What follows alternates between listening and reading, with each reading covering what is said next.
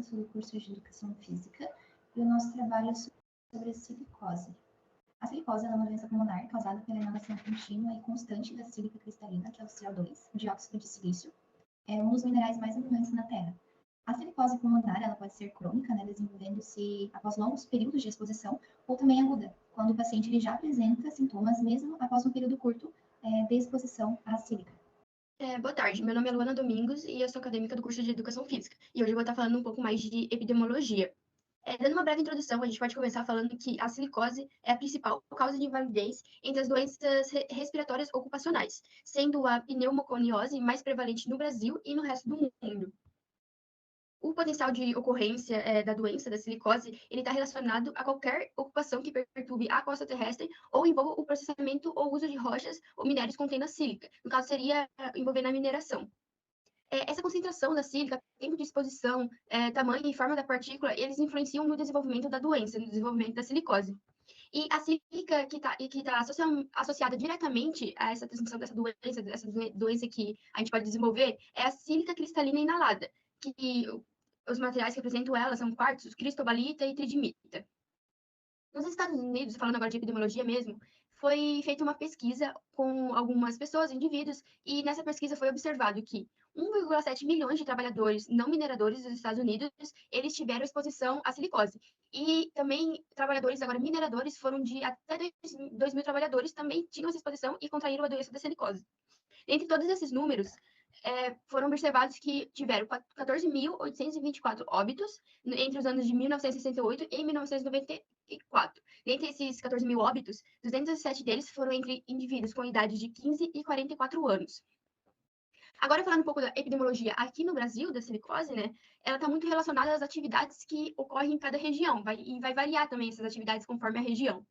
E dentre essas principais atividades estão a mineração, a indústria cerâmica, a indústria metalúrgica, as atividades em pedreiras, construção civil pesada, tratamento de areia e perfuração de poços.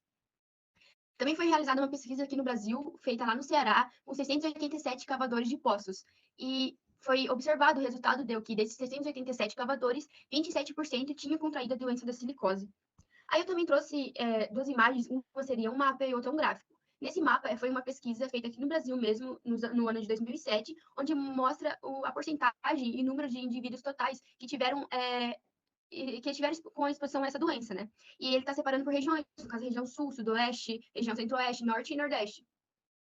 E eu queria apontar ali uma coisa interessante, é que a região que mais teve indivíduos expostos foi a região do sudoeste, ali, com 1.484.585 indivíduos expostos.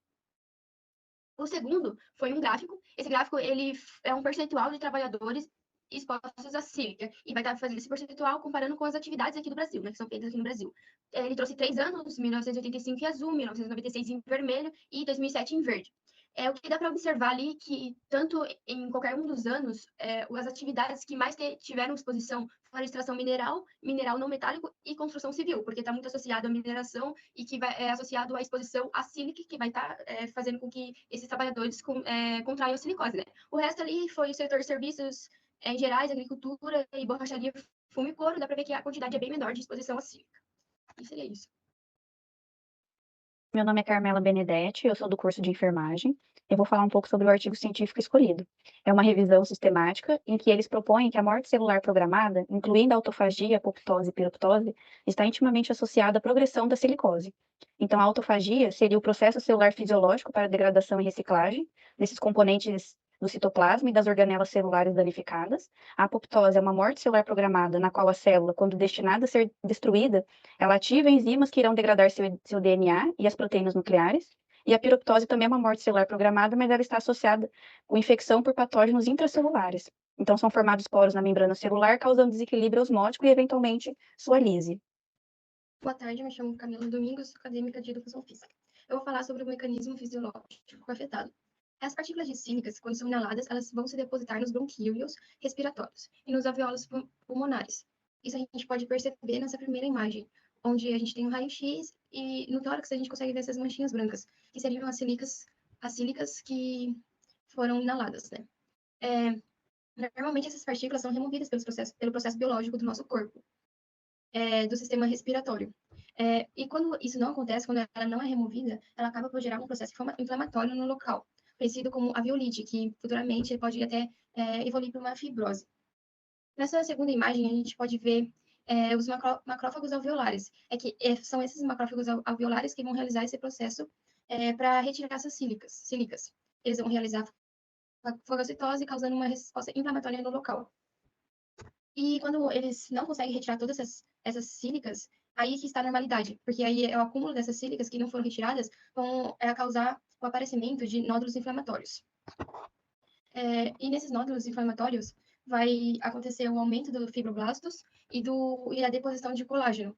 E o colágeno, ele vai se tornar concêntrico, como a gente está vendo na imagem, ele vai se acumular ali no meio do nódulo e vai deixar vazia as extremidades, a parte periférica, que essa parte periférica vai acabar diminuindo o controle da inflamação. Então, quando esses nódulos se juntam, eles acabam destruindo também o tecido pulmonar.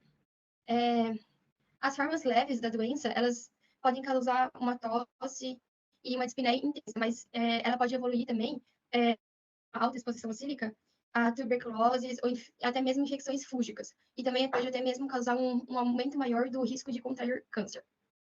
Aqui nessas duas imagens, também vemos um nódulo silicótico de um indivíduo com silicose. Ali a gente pode perceber também o colágeno concentrado no centro do nódulo, essa parte mais arrosada, assim. E na segunda imagem, a gente já vê um indivíduo com uma silicose que evoluiu para uma fibrose maciça progressiva. Aí essas partes brancas, como mostra mais opacas e esparsas, são as sílicas que já estão evoluídas para uma fibrose maciça. Meu nome é Gabriel Félix, sou do curso de Educação Física, e eu vou falar algumas curiosidades da silicose. Começando pela palavra que está escrita em negrito, essa palavra grande, ela pode ser resumida por pneumoconiose. E o resumo dela seria a doença pulmonar causada por aspirações das cinzas vulcânicas.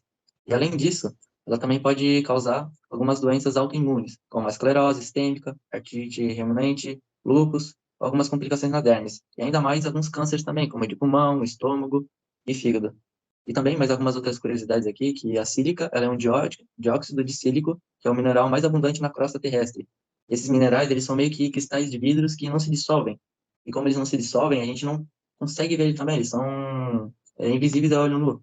E como que a gente consegue se proteger da sílica, se é algo que a gente não vê e é difícil de fugir dela, né?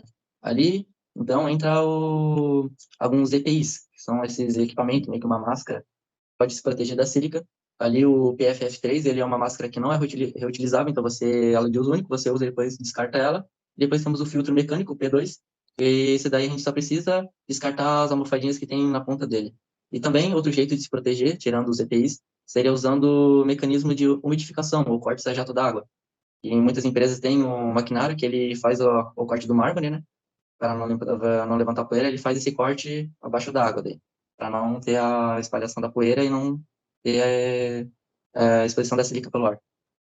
Meu nome é Ariane Martins, eu faço parte do curso de enfermagem. Uma das curiosidades, eu escolhi uma entrevista, no qual denomina o tema da silicose, morte silenciosa, realizada pela revista A Gazeta, pelo Patrick Companese. Uma das informações que a revista traz seria os dados que 120 países importam as rochas brasileiras.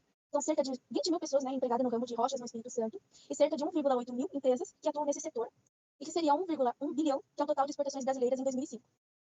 Algumas falas de algumas pessoas que fizeram parte dessa indústria de rochas, que na época não tinha o EPI certo, né? Então, alguma fala que eu vou citar agora é do Valdir Neves, de 54 anos, aonde ele diz: a empresa nunca me deu máscara até que eu costurei uma, de espuma. Mesmo assim, no fim do dia, tinha as raspas de pedras dentro do meu nariz. Já a senhora Sueli, o marido dela faleceu, e onde ela diz que ele foi ficando amarelinho até morrer, por conta da silicose. Já o Eliezer Ivo, que tem 47 anos, trabalhador também dessa área, onde ele diz: sentia muito cansaço nas minhas pernas. O perfume das pessoas era suficiente para me dar enjoo. Hoje, nem a escada subo direito. Trabalhava de bermuda, sem máscara, sem nada. Em 2005, a empresa colocou um sistema umidificado, mas parou de fornecer máscara. Foram 15 anos trabalhando sem proteção.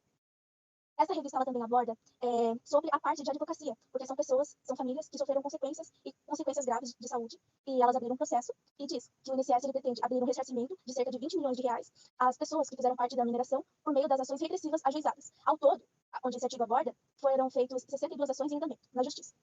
Ou seja, atualmente nós temos um sistema de informação onde as pessoas elas têm o auxílio e a importância dos EPIs, e principalmente de se conscientizar que não é apenas uma máscara, que não é apenas um óculos, mas sim é uma saúde preventiva para que ocorra menos acidente de trabalho e que também para que eles tenham uma qualidade de vida melhor.